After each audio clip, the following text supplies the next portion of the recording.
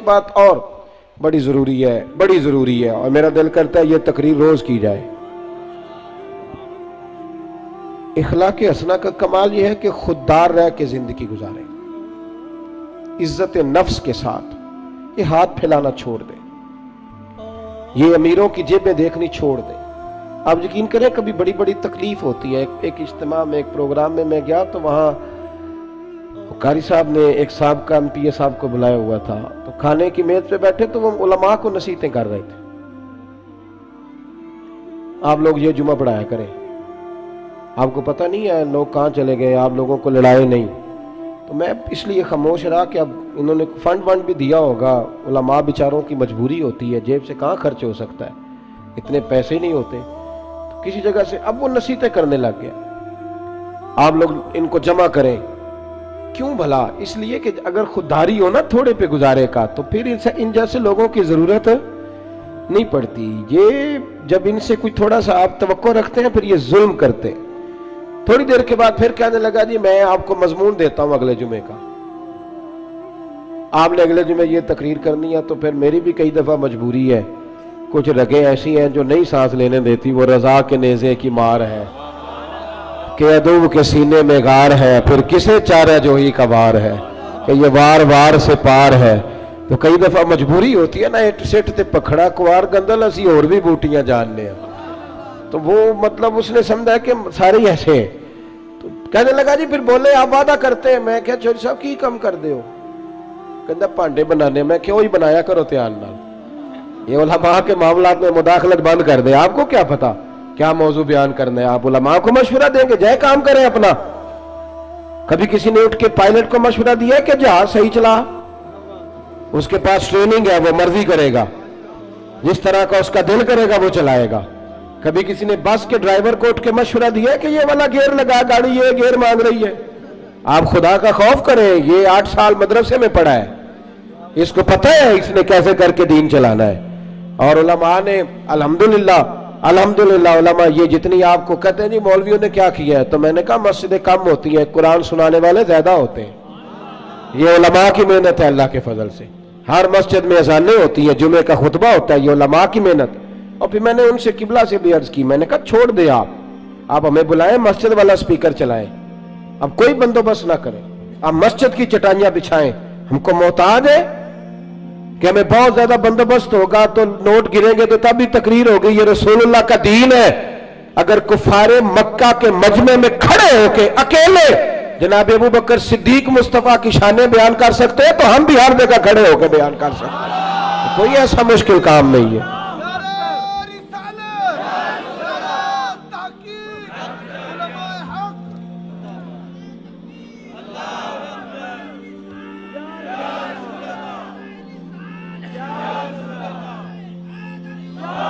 تھوڑی نا خودداری، عزت نفس. یہ غریبوں کو مشورہ دے رہا ہوں، چھوڑ دیں آپ چودھریوں کی گاڑیوں کے پیچھے بھاگنا، کچھ بھی نہیں ہوتا. آپ چھوڑ دیں ان کی پرواہ کرنی. آپ ایک ایک بچے کو خود خرچ اٹھائیں. آپ خود دیکھیں ہم نے کیسے ان کو لے کر کے آگے جانا.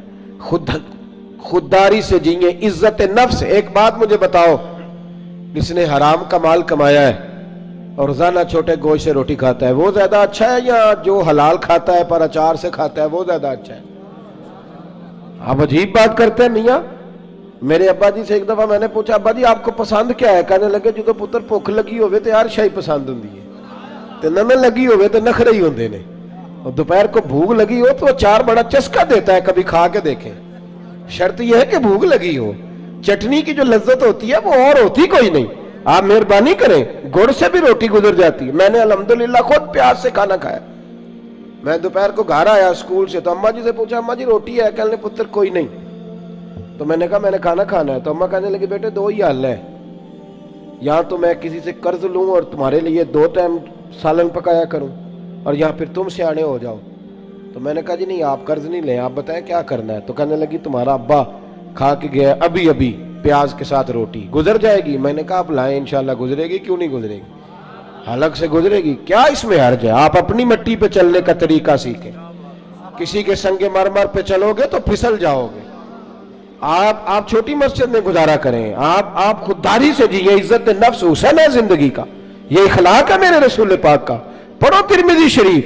حضرت صوبان بن مالک کو سامنے بٹھا کے نبی پاک نے فرمایا سجنا تجھ پہ پیار بڑا آ رہا ہے, حضور حکم کرے. فرمایا حکم یہ ہے کہ ایک وعدہ تو میرے ساتھ کر, ایک میں تیرے ساتھ کرتا ہوں. یا رسول اللہ حکم کرے. تو نبی پاک نے فرمایا تو وعدہ کر کسی دنیا دار کے آگے ہاتھ نہیں پھیلائے گا, اور میں وعدہ کرتا ہوں رب تجھے بغیر حساب کا جنت عطا فرمائے گا. چھوڑ دنیا داروں سے مانگنا ہے تو رب سے مانگ, رب کے رسول سے مانگ. آپ یہ کیا بات کرتے ہیں بھائی؟ وہ ایک شاعر تھا نا, کبھی گزر رہا تھا پاس سے, تو یہ شاعر ناراض نہ ہو جائے, میرا بڑا اچھا شعری ذوق ہے. شاعر ناراض, کئی دفعہ شاعروں کی جو پوزیشن ہوتی ہے وہ قابل رحم ہوتی, وہ چادر سی اوڑھ لیتے ہیں بیچارے, اور سردیوں کی راتوں میں بھی چوکوں پہ بیٹھے رہتے ہیں. تو ایسا ہی کوئی شاعر بیٹھا تھا, تو ایک سیٹ گزرا تو اس نے 5 روپے نا پھینک دیے. وہ شاعر نے بلایا, اس نے کہا یہ کیا ہے؟ کہنے لگا جی وہ مسئلہ یہ ہے کہ آپ کی حالت بڑی عجیب تھی, تو میں نے کہا چلو خرچہ چل جائے گا. تو اس نے کہا اٹھا اپنے پیسے, میرا تو عشق میں یہ حال ہے, ورنہ میں کوئی سیٹھوں کا محتاج تو نہیں نا.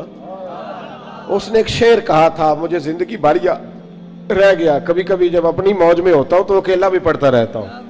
وہ شاعر اس سیٹ سے کہنے لگا یہ آرزو کرم اور میں آپ سے کروں, یہ آرزو کرم اور میں آپ سے کروں, یہ بھیک اس کو دیجئے جس کا خدا نہ ہو, یہ بھیک اس کو دیجئے جس کا خدا نہ ہو. ہارون رشید بیٹھے گزر رہے تھے, تو حضرت بہلول دانا بیٹھے تھے. تو بہلول دانا زمین پہ بیٹھے, ہارون رشید ہاتھی کی سواری کر رہا تھا, لشکر تھا دائیں بائیں آنا جانا. بہلول دانا زمین پہ بیٹھے تھے, مٹی کے ساتھ کھیل رہے تھے. ہارون رشید آیا, السلام علیکم بابا جی کیسے ہو؟ فرمایا بڑا شکر ہے اللہ کا. یہ شکر ہوتا ہے مزیدار قسم کا. میں نا مدرسے میں لگے ہوئے تھے مستری, تو ایک طالب علم بڑا پریشان رہتا تھا کہ روٹی جو ہے نا وہ اس طرح کی پکنی چاہیے. تو میں نے اس کو بلایا کھڑکی سے, میں نے کہا ادھر آ تجھے ایک منظر دکھاؤں. وہ مزدور نا دوپہر کو روٹی لاتا ہے, ساتھ دیہڑی لگا ہوتا ہے نا جو, تو میں نے کہا وہ دیکھ مزدور کھانا کھانے لگا ہے. وہ اچار 2 روٹیوں کے بیچ رکھ کے لایا ہے, اور پھر ٹوٹیوں پہ بیٹھ کے اس نے ہاتھ دھوئے, پھر پانی کا گلاس بھرا. پھر اس نے جب روٹی کھولی نا تو وہ پونے کو بھی سارا اچار لگا ہوا تھا, اور پھر اس نے کئی دفعہ بسم اللہ پڑھی. اور پھر جب وہ روٹی کھا رہا تھا, روٹی کھا کے پھر اس نے پونا لپیٹا, اور اس کی آنکھوں میں ریت تھی, پر جب وہ شکر ادا کر رہا تھا نا, اور ہاتھ باندھ کے آسمان کی طرف دیکھ رہا تھا, تلفظ تو اتنا اچھا نہیں تھا اس کا, پر اس کی باڈی لینگویج کہہ رہی تھی جو بیان کر رہا ہے نا وہ روحوں سے بیان کر رہا ہے, وہ اندر سے آواز آ رہی ہے اندر سے. یہ 300 روپیہ شام کو مزدور کو دیہڑی ملتی ہے, تو وہ 3 دفعہ ہاتھ صاف کرتا ہے, پھر بسم اللہ شریف کہہ کے پکڑتا ہے. تو جو خطیب صاحب کہتے ہیں کہ وہ 35,000 اکاؤنٹ میں کرا دینا, انہوں نے تو کبھی بسم اللہ نہیں پڑھی. یہ جب آپ ایسے نوٹ پھینکتے ہو تو کبھی نعت خواہ کو دیکھا بسم اللہ پڑھتے ہوئے؟ سوال ہی نہیں پیدا ہوتا. اس کو تو پتہ ہے کہ اب کون سا شعر ہے جو بار بار پڑھوں گا تو اس پہ نوٹ آئیں گے, اس کو تو پتہ ہے. اور ساتھ یہ بھی کہہ رہا ہے کہ میں نبی پاک کے طرف سے آتا ہے تو کھاتا ہوں. تو یہ کیوں کہہ رہا تھا پہلے 25,000 بھیجو تو پھر آؤں گا؟ اس کی کیا ضرورت تھی؟ اگر تو حضور کے نام پہ کھاتا ہے نا تو پھر سیٹھوں سے سوال کرنے کی ضرورت ہی نہیں. مصطفیٰ کریم جب دیتے ہیں تو شان کے ساتھ دیتے ہیں, اور گھر بیٹھے بٹھائے بھی عطا کر دیتے ہیں, پھر ضرورت نہیں. بہلول دانا بیٹھے تھے تو ہارون رشید قریب سے گزرا, بابا کیا حال ہے؟ کہ بڑا اچھا. کہنے لگے بابا کوئی حکم ہی کر دے. تو بابا جی مسکرا پڑے, کہنے لگے تجھے کون دیتا ہے؟ کہنے لگا اللہ. تو فرمایا مجھے. کہا اللہ. تو حضرت بہلول دانا فرمانے لگے یہ تو نہیں نہ ہو سکتا کہ اللہ ہارون رشید کو دیتا جائے اور بہلول دانا کو بھول جائے, یہ تو نہیں نہ ہو سکتا.